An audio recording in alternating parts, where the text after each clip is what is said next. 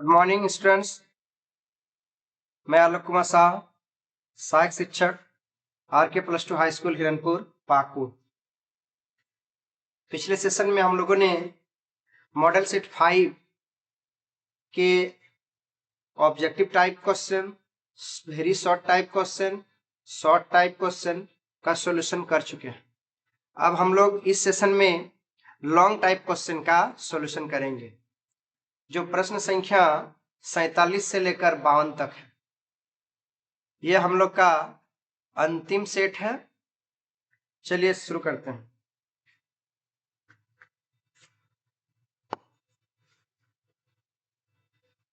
सवाल नंबर 47। ऐसी दो संख्या ज्ञात कीजिए जिनके योगफल 27 और गुणनफल 182 है। ये सवाल हम लोग पहले भी कर चुके हैं। तो माना पहला संख्या बराबर x, तो दूसरा संख्या क्या मानेंगे 27 माइनस एक्स, क्योंकि दोनों को जोड़ने से क्या होना चाहिए 27 होना चाहिए। तो दोनों को जोड़िए, x x कट जाएगा, 27 बचेगा। अकॉर्डिंग टू क्वेश्चन, प्रश्न से, प्रश्न क्या बोल रहा है, दोनों का गुणनफल कितना है 182, मतलब x गुना 27 माइनस एक्स बराबर 182। चलिए हम लोग इसको अब सॉल्व करते हैं। 27 into x minus x square, और ये इधर आएगा तो माइनस में इतना, अब बराबर 0 हो जाएगा। इसको हम लोग अब एक्स स्क्वायर लेते हैं, दोनों तरफ माइनस से गुना भी कर देते हैं, तो एक्स स्क्वायर प्लस में आ जाएगा, 27 जो है वो माइनस में आ जाएगा, और 182 जो है ये भी प्लस में आ जाएगा, बराबर 0। तो देखने में आ रहा है यहाँ एक द्विघात समीकरण का रूप ले लिया है। तो हम लोग मिडिल टर्म फैक्टर कर सकते हैं। 27 को हम लोग 13x और 14x में बदल सकते हैं। 27 को हम लोग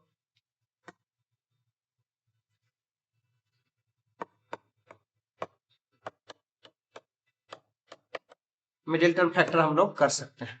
अब यहां से हम लोग देख रहे हैं कि x कॉमन आया, तो x माइनस 13, और यहां से माइनस 14 कॉमन लेंगे तो बचेगा x माइनस 13, इतना बराबर 0। तो गौर से देखिए, x माइनस 14 गुना x माइनस 13, तो जब x माइनस 14 0 के बराबर होगा तो x बराबर होगा 14, और जब x माइनस 13 0 के बराबर होगा तो x बराबर होगा 13। इस प्रकार वो दोनों संख्या 13 और 14 है।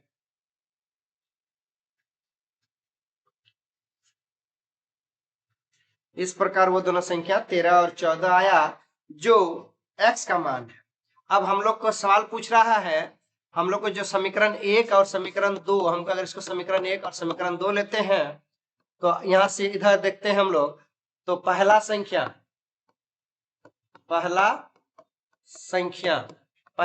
कितना है x, तो x का मान हम लोग लेंगे कितना, एक बार ले लेते हैं 14, ठीक। तो दूसरा संख्या क्या बनेगा, दूसरा संख्या बनेगा मेरा 27 में से 14 चला जाएगा, मतलब 13, ठीक।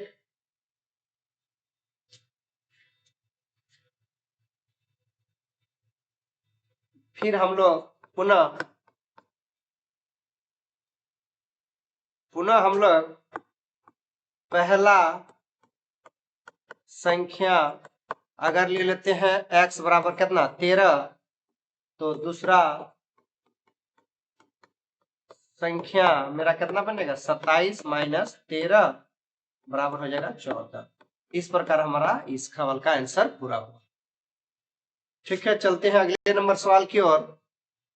48 नंबर सवाल है, ये ऊंचाई दूरी से सवाल है, बहुत ही इंपॉर्टेंट सवाल है। एक 80 मीटर चौड़ी सड़क के दोनों ओर आमने सामने समान लंबाई के दो खंभे लगे हुए, उन दोनों खंभों के बीच सड़क के एक बिंदु से खंभों का शिखर का उन्नयन कोण 60 डिग्री और 30 डिग्री। तो खंभों की ऊंचाई ज्ञात करें। देखिए ये एक सड़क हो गया, सड़क का नाम हो गया AB। इसका कुल लंबाई कितना है? 80 मीटर। ठीक है। एक खंबा यहां पर खड़ा है, इसका नाम है PA, और एक खंबा यहां से खड़ा है, इसका नाम है QM, सॉरी QB। सड़क के एक जगह पर कहीं बिंदु है, मान लिए वो बिंदु क्या है? मान लिए वो बिंदु M है। क्या है? वो बिंदु मान लिए M है। तो यहां से बोल रहा है एक ठो का शिखर का उन्नयन कोण कितना है? 60 डिग्री, और एक ठो का है कितना है? 30 डिग्री। ठीक। अब कुछ ने खंबे का ऊंचाई हम मान लिए h, तो दोनों समान ऊंचाई का खंबा है, तो इसीलिए दोनों साइड h। पहला वाला साइड अगर इसका मान लेंगे हम x, तो दूसरा वाला साइड कितना होगा? c माइनस x हो जाएगा। होगा कि नहीं? ठीक। तो हम लोग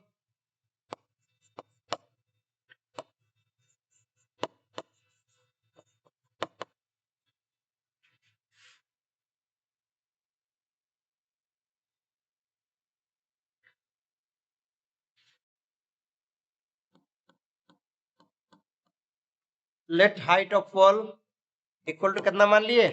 h, और ये है PA, और उस साइड से देखा जाए तो QB भी है। ठीक। हम लोग लेट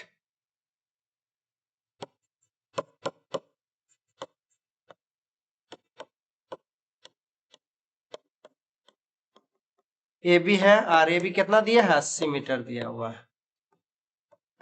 हम लोग मान लेते हैं AM, माने एक साइड तो मान लिए x, तो BM क्या होगा? 80 माइनस x हो जाएगा। ठीक। अब हम लोग चर्चा करते हैं पहला ये वाला त्रिभुज का। ये वाला त्रिभुज, तो ये वाला त्रिभुज का नाम होगा इन ट्रायंगल PAM।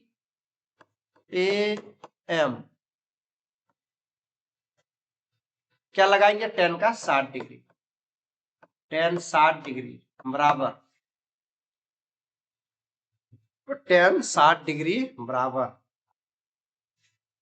क्या होता है? लंब बाय आधार होता है। तो लंब हो गया h, और आधार हो गया x, और tan 60 डिग्री का मान होता है √3 बराबर h/x। तो यहां से हम लोग x बराबर निकाल लेते हैं। तो x बराबर जाएगा h/√3। इसको समीकरण 1 रख लिए। ठीक। आगे चलते हैं। सवाल नंबर 48 का ही है, दूसरा पार्ट है। हम लोग पुनः दूसरा त्रिभुज की बात करेंगे, इन ट्रायंगल। उस त्रिभुज का क्या नाम था? उस त्रिभुज का नाम था QBM। उस त्रिभुज का नाम था त्रिभुज QBM। अब इसमें लगाएंगे हम लोग, याद कीजिए, tan का कितना है? 30 डिग्री है ना? 30 डिग्री है।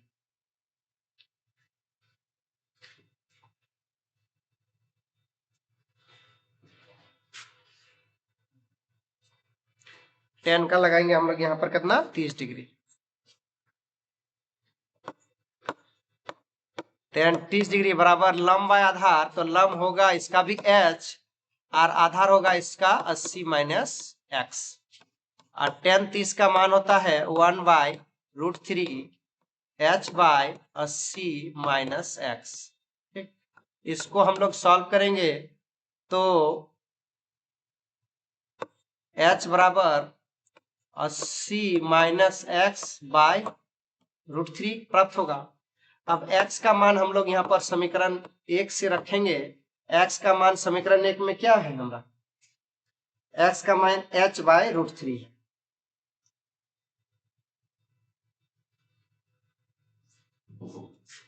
h/√3 है यहाँ x का मान, और यहाँ √3 एक और है।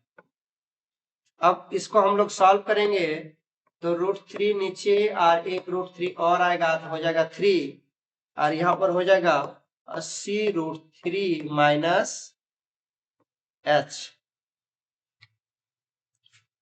इसको आगे हम लोग और सॉल्व करेंगे तो हो जाएगा 3h बराबर 80√3 माइनस एच। तो ये आएगा h इधर आकर माइनस एच इधर आके प्लस एच होगा, तो 4h बराबर 80√3। तो h बराबर 80√3 बाय 4 कटेगा 20 बार में, तो होगा h बराबर 20√3 मीटर आंसर।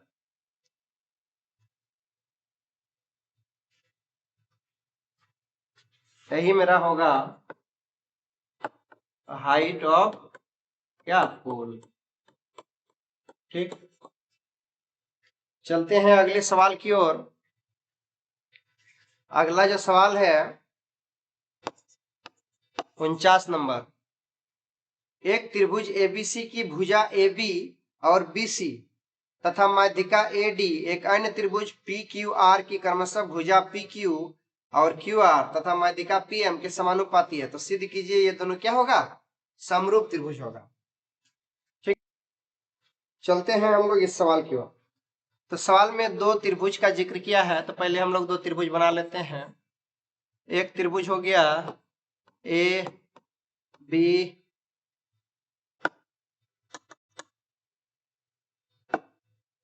C, इसका माध्यिका क्या है, D है। और एक त्रिभुज है PQR और इसका माध्यिका क्या है, M है। ठीक, तो जो जो बातें दिया हुआ है ये परमे टाइप का सवाल है, तो हम लोग परमे टाइप का ही बनाएंगे। तो दिया है AD तथा PM क्रमशः त्रिभुज ABC तथा त्रिभुज PQR के माध्यिकाएं हैं। इसलिए माध्यिकाएं हैं, इसलिए BD बराबर हो जाएगा DC और QM बराबर हो जाएगा MR। सिद्ध करना है, सिद्ध करना है, क्या सिद्ध करना है, दोनों त्रिभुज जो है वो समरूप होगा। तो त्रिभुज ABC समरूप होगा त्रिभुज PQR, यही सिद्ध करना है हम लोग को। रचना कुछ है नहीं तो प्रमाण में चलते हैं हम लोग। प्रमाण में दिया है जो बात वो लिखते हैं।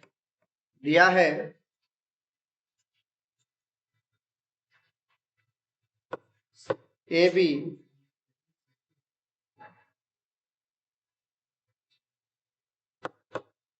AB बाय PQ बराबर BC बाय QR बराबर AD बाय PM। समीकरण 1 रख लिए इसको। चलते हैं 49 नंबर का ही सवाल है ये।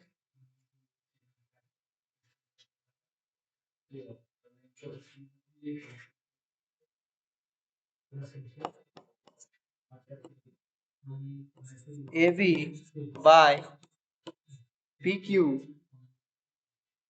बराबर 2BD बाय 2QM बराबर AD बाय पी एम। इसको और सिंप्लीफाई करेंगे हम लोग तो A B by P Q बराबर हो जाएगा B D by Q M बराबर हो जाएगा A D by P M. इसको समीकरण 2 लिखते हैं, इसको समीकरण 2 लेते हैं। अब हम लोग दो त्रिभुज में बात कर रहे हैं, त्रिभुज ए बी डी तथा त्रिभुज पी क्यू एम में, इन दो त्रिभुज में हम लोग चर्चा कर रहे हैं। तो A B by P Q बराबर है B D by Q M और ये बराबर है A D by P M. ये तीनों आपस में तीनों भुजा समानुपाती है, इसलिए जो त्रिभुज होगा ए बी डी मैंने छोटा वाला त्रिभुज समरूप हो जाएगा वो त्रिभुज पी क्यू एम का किस आधार पे, ट्रिपल एस के आधार समरूप हो जाएगा।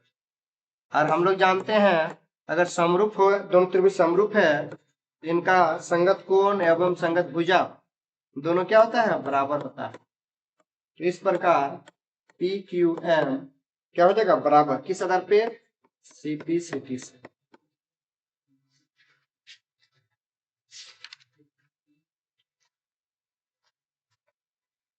इसका बाकी सॉल्यूशन इस इधर हो रहा है। फिर हम लोग कोण ए बी सी डी बराबर हो जाएगा कोण P Q R, A B C P C T से, सीपीसीटी के आधार पर हो जाएगा। ठीक, अब हम लोग पुनः त्रिभुज ए बी सी और त्रिभुज पी क्यू आर में बात कर रहे हैं। फिर इन दो त्रिभुज में बात करेंगे। तो इन दो त्रिभुज में जब बात करेंगे तो हम लोग को मिलेगा A B by P Q बराबर B C by Q R. ये हम लोग समीकरण 1 से हम लोग ला सकते हैं, समीकरण 1 से।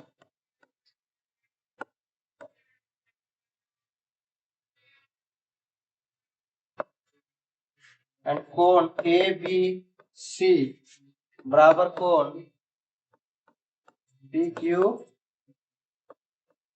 आर, ये भी समीकरण,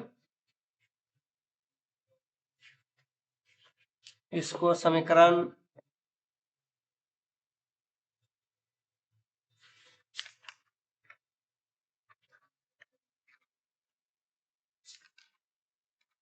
इसको समीकरण 1 रखे हम लोग, इसको सॉरी समीकरण 3। तो हम लोग का इस प्रकार ये भी हम लोग समीकरण 3 से। अब हम लोग देख रहे हैं भुजा अनुपाती हो गया, एक कोण हो गया, तब दोनों जो त्रिभुज है वो क्या हो जाएगा, समानुपाती हो जाएगा। किस आधार पे, एस से एस के आधार पे। इसीलिए त्रिभुज ए बी सी समरूप हो जाएगा त्रिभुज पी क्यू आर, किस आधार पे, एस ए एस के तहत। यही हम लोग को सिद्ध भी करना था।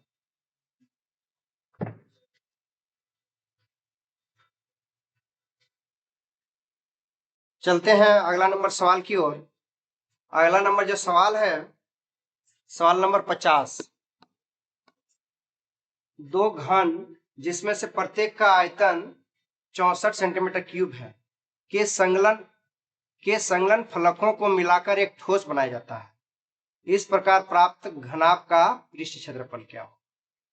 ठीक, तो हम लोग देख रहे हैं इसका जो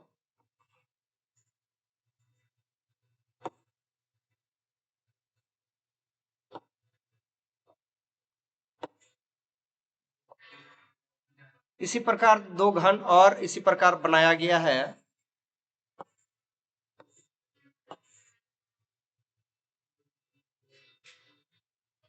जोड़ के तो हम लोग को देखना है कि प्रत्येक घन का दिया हुआ है आयतन कितना दिया हुआ प्रत्येक घन का, प्रत्येक घन का आयतन बराबर 64 सेंटीमीटर क्यूब दिया हुआ, 64 सेंटीमीटर क्यूब दिया हुआ प्रत्येक घन का आयतन।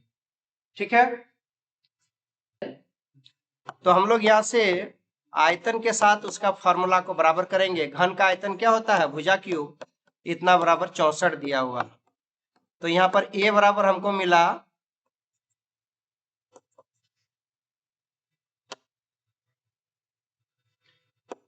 4 का क्यूब और यहाँ 3 का क्यूब, तो क्यूब क्यूब कट गया, ए बराबर मिला कितना 4, ए बराबर 4 सेंटीमीटर। मतलब वो घन जो है उसका भुजा मिला हमको 4 सेंटीमीटर। अब सवाल आता है कि जब दो घन को संलग्न करते हैं तो उनके सिर्फ लंबाई में वृद्धि होती है, चौड़ाई और ऊंचाई में वृद्धि नहीं होती। जब दो समान आयतन के घन को सटा कर एक घनाभ बनाया जाता है तो केवल उनके लंबाई में वृद्धि होता है, तो उनके लंबाई में ही सिर्फ वृद्धि होगा, अर्थात लंबाई दोगुना हो जाएगा भुजा का। तो इस प्रकार इसलिए घनाभ का लंबाई हो जाएगा 8, चौड़ाई हो जाएगा 4 और ऊंचाई हो जाएगा 4। ठीक, अब हमको इस घनाभ का पृष्ठ क्षेत्रफल ज्ञात करना है।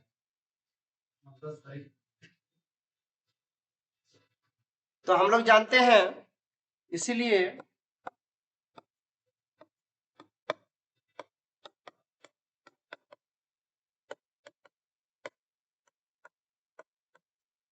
घनाभ का पृष्ठ क्षेत्रफल जो होता है वो 2 गुना LB BH HL होता है। तो 2 बाहर L गुना B, ये लंबाई को L से इंडिकेट कर रहे हैं, चौड़ाई को B से और ऊंचाई को H से। ठीक, तो L हो गया 8 गुना B हो गया 4 जोड़ B हो गया 4 गुना ऊंचाई हो गया 4 जोड़ H हो गया मेरा 4, L हो गया 8। तो इस प्रकार 2 8 चौक 32 प्लस 4 4 16 और प्लस 8 चौक 32, 32 और 32 हो गया 64, 64 और 6 70 80, तो भीतर में मिला हमको 80, 80 दूना कितना हो जाएगा 160 सेंटीमीटर स्क्वायर हो जाएगा इसका पृष्ठ क्षेत्रफल। चलते हैं हम लोग अगले सवाल की ओर। सवाल नंबर 51।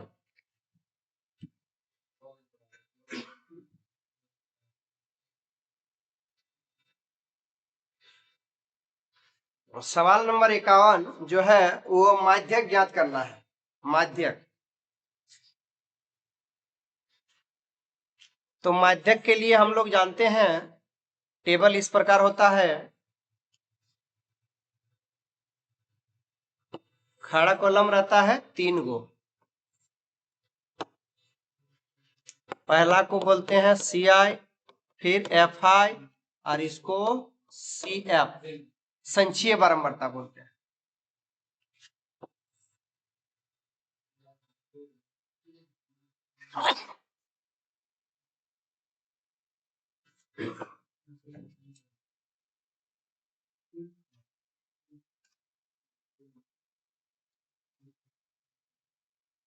तो पहला जो है मेरा वो 20 से कम वाला है,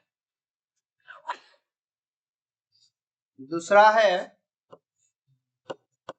20 से 25, तीसरा है 25 से 30 और चौथा है 30 से 35 और पांचवा है 35 से 40, 40 से 45 और 45 से 50। ठीक,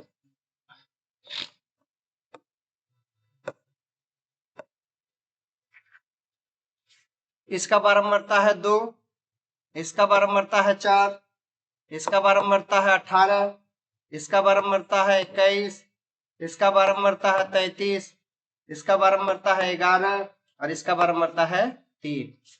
यहाँ हम लोग जब इसको जोड़ेंगे तो n का जो मान प्राप्त हो रहा है वो हो रहा है 92।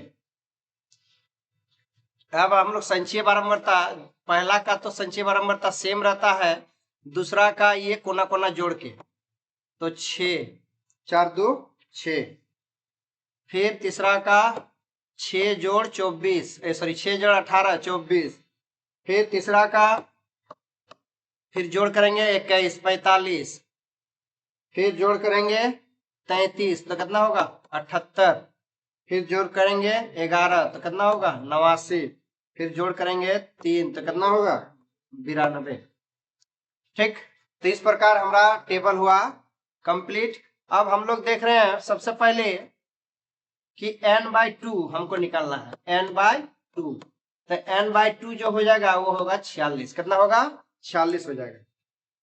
ठीक, अब हम लोग को देखना है कि n/2 संचयी बारंबारता वाला कॉलम, इस कॉलम में किसके पास है या उससे जस्ट बड़ा वाला संख्या। तो n/2 हम लोग देख रहे हैं किसमें है, 46 है 78 के पास, तो हमारा जो होगा ये मेरा हो जाएगा, इस वाला कॉलम को बोलेंगे माध्यक वर्ग, इसीलिए माध्यक वर्ग बराबर जो मेरा हो जाएगा वो कितना हो जाएगा 35 से 40। ठीक, माध्यक वर्ग मेरा कितना हो गया 35 से 40। तो जैसे हम लोग माध्यक वर्ग लिए, अब हम लोग को यहाँ पर प्राप्त हो गया है, इसीलिए L बराबर कितना होगा 35, H बराबर होता है वर्ग अंतराल का गैप, तो 35 से 40 तक मतलब 5 का गैप है। उसके बाद हमको चाहिए CF, F कितना होगा, F जो उस बारंबारता का जो अपना गैप F है वही वाला होगा, तो कितना है F 33, और CF कितना होगा जो संचयी बारंबारता है उस माध्यक वर्ग का उसके जस्ट पहले वाला, तो CF होगा मेरा 45। ठीक, CF हो जाएगा मेरा कितना 45, तो CF हो गया है 45। ठीक, अब हम लोग मान रख देते हैं, हम लोग जानते हैं, इसीलिए माध्यक बराबर जो होता है वो होता है L plus n/2 minus CF by F into H। L का मान हो गया 35, n/2 आ गया 46, माइनस CF हो गया 45 और नीचे F हो गया 33 गुना H हो गया 5। 35 जोड़ ऊपर में 46 में 45 गया तो 1 बाय 33 गुना 5। इसको हम लोग जैसे आगे सॉल्व करेंगे तो हमको मिलेगा 35.16, यही मेरा आंसर होगा। ठीक, चलते हैं हम लोग 52 नंबर सवाल पर। 52 नंबर जो सवाल है वो है बहुलक ज्ञात करना है। तो बहुलक में हम लोग जानते हैं जो सवाल रहता है वही मेरा टेबल भी होता है। तो जो सवाल है वही मेरा टेबल है। तो पहले सवाल हमारा कितना है, पहला जो होता है, पहला होता है CI का घर, दूसरा होता है FI का घर। तो सब पहला है वर्ग अंतराल कितना है 15 से 20, दूसरा वर्ग अंतराल कितना है 20 से 25, तीसरा वर्ग अंतराल कितना है 25 से 30, और चौथा वर्ग अंतराल कितना है 30 से 35, और पांचवा कितना है 35 से 40, और 40 से 45, और 45 से 50, और 50 से 55। ठीक है,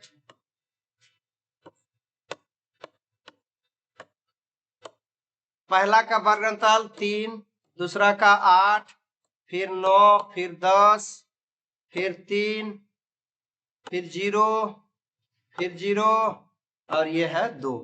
ठीक, ये मेरा हुआ बहुलक में टेबल कंप्लीट। अब हम लोग सबसे पहले हम लोग को बहुलक वर्ग चुनना पड़ता है। क्या बोलती है, बहुलक वर्ग, बहुलक वर्ग। हम लोग को बहुलक वर्ग, हम लोग जानते हैं बहुलक वर्ग उसको चुनते हैं जिसकी बारंबारता सबसे ज्यादा होता है। बहुलक वर्ग उसको चुनते हैं जिसका बारंबारता सबसे ज्यादा होता है। तो सबसे ज्यादा बारंबारता कितना है यहाँ पर 10, तो ये वाला घर जो है बहुलक वर्ग चुनाएगा। तो ये वाला घर हुआ 30 से 35, इसीलिए यहाँ पर हमको L प्राप्त होगा कितना 30, H कितना मिलेगा 5, और इसको बोलते हैं F1, इसको बोलते हैं F0, और इसको बोलते हैं F2। ठीक, तो F1 मिलेगा हमको 10, F0 मिला 9, और F2 मिला 3।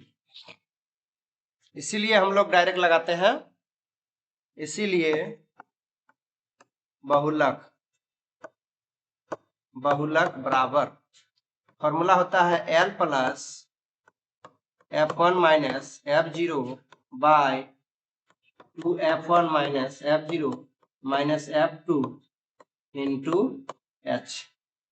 यहाँ पर हम लोग मान बैठाते हैं। L का मान कितना है मेरा 30, F1 कितना है F1 10, F0 कितना है तो 10 माइनस 9, और यहाँ पर होगा 10 दूनी 20 माइनस 9 माइनस 3, और गुना H का मान 5। इसको जब हम लोग आगे सॉल्व करेंगे, इसको जब आगे हम लोग सॉल्व करेंगे तो मिलेगा 30.63, यही मेरा आंसर होगा। ठीक है, तो हम लोग ने इस सेशन में मॉडल सेट 5 का क्वेश्चन नंबर 47 से लेकर 52 तक जो कि लॉन्ग क्वेश्चन है पूरा किया। धन्यवाद।